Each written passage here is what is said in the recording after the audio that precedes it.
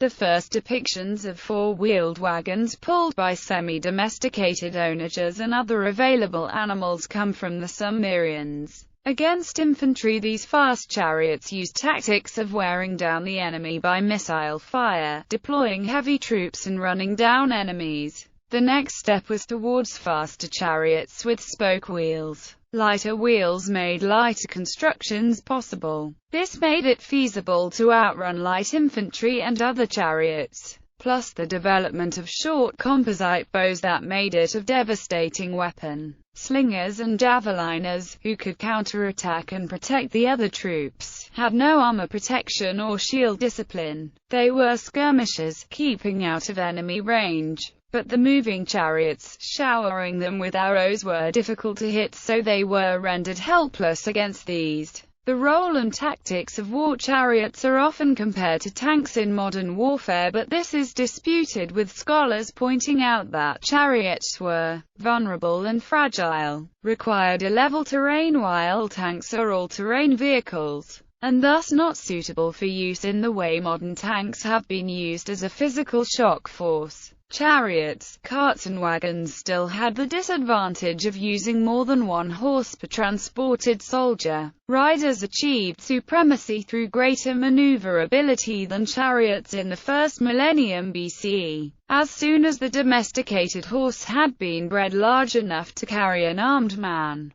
Chariot and elephant warfare. The chariot was restricted to terrains with level ground and plenty of space. It was the core of most cavalries, and developed into shock troops and commanding centers. Then it was replaced by the war elephant with its supreme abilities in melee. Agile infantry and early troops on horseback provided protection and additional fighting power. Light and medium chariots. There were two different ways for light chariots to operate on the battlefield. One was to have on each chariot one warrior, archer, and one driver, shield bearer. Apart from the shield, both crewmen were fully armored and their horses were barded. The archer used a composite bow, of superior power and range, shooting heavy bronze-pointed arrows which were capable of piercing armor and transfixing a man. Disciplined companies of chariots used shoot-and-scoot tactics to wear down enemy forces, pulling into range, stopping to shoot a volley or three, then wheeling away before the enemy could retaliate. The other method was using melee weapons.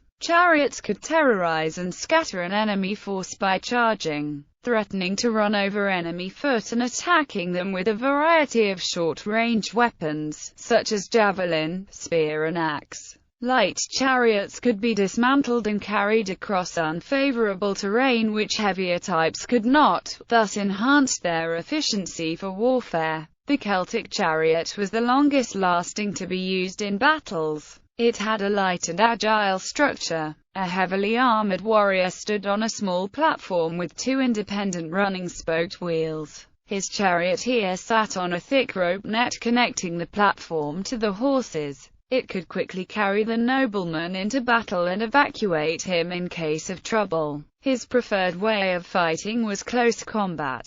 It was used on the continent from the 700 BCE to 100 BC and in Britain and Ireland until the year 200 CE. This tactic is similar to the dismounted men-at-arms or modern mechanized infantry today. Heavy chariots for shock troops. These were, until the advent of the war elephant, the only cavalry shock troops available. Usually they were employed beside troops on horseback. Up to 4 men stood on a chariot, wielding polearms and close combat weapons. Javelins and bows were employed for range fighting. This chariot was a heavy construction and moved relatively slowly. Light infantry could keep up with them. The momentum of this heavy chariot was sufficient to break through enemy formations, causing an effect similar to heavy cavalry with lances. Some generals, such as Cyrus II and Darius III of Persia and Mithridates of Pontus, attached scythes to their chariot forces' wheels, in the further hope of breaking up enemy formations. Historically, however, this tactic had at best mixed success, either because the horses would not charge directly into closely packed formations or because the opposing force would simply stand far enough apart. from each other to avoid the scythes and then pull out the drivers as they rode through the gaps created. Indian chariots and war elephants. Indian chariots combined the security of a chariot with the impact of a war elephant. By this time, infantry had learned to avoid chariots by forming passages and then attacking them in the back. The elephant introduced a new danger to an enemy formation, being equally dangerous for the infantry from the front or behind. The chariots could relatively securely follow the elephants and assist with arrow fire into the gaps. After the Greeks had their first contact in the Battle of Gaugamela, this new tactic soon totally substituted chariots among shock troops around the Mediterranean. Polybius tells that the Asian elephant, Suru, was the last one surviving after Hannibal s passage over the Alps. The Indian chariots were supplanted by skirmishers with range weapons.